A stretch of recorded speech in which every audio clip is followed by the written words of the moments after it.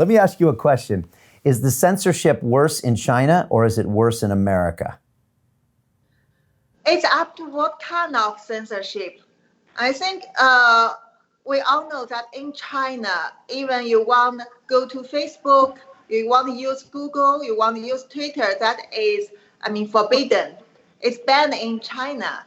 So that means even common talk is also suffer the censorship. And WeChat, TikTok. So this overseas version is also different as people are using in mainland China. So that version in mainland China is more restricted. Basically, it's easy to trigger some sensitive word, even you don't know that it's a sensitive word. And then you get automatically censored. And then later there will be some person handle this case if they think it's important. So it's like all the other type of surveillance, like cameras in the street, like in the publication field. So these things get very strict censorship in any aspect in Chinese people's life. But in US, I don't want to comment about political things or other things, just based on scientific word. What I know is in the COVID-19, people also get censored. For example, hydroxychloroquine is used for decades as one of the most safe drugs in the world, recommended by WHO, and for kids and for pregnant ladies to prevent the malaria, to anti the other type of disease, autoimmune disease like this. And also it was shown to be useful in anti-SARS. The SARS and SARS-CoV-2 share many similar mechanisms, although SARS-CoV-2 is an enhanced version of SARS. But here, WHO and CDC and the other people, I don't want to point out the name, I think people know that they try their best to suppress, to cancel the trial and use of hydroxychloroquine in prevention and early treatment in COVID-19 in such urgent time, which is very irresponsible and very rude.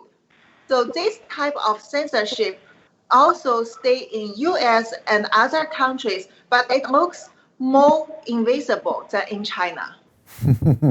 Very well said. So there's still censorship, but it's less obvious as to what's happening. Yes. Right. And you were censored on Twitter. We've been censored on YouTube for talking about anything COVID related, anything vaccine related.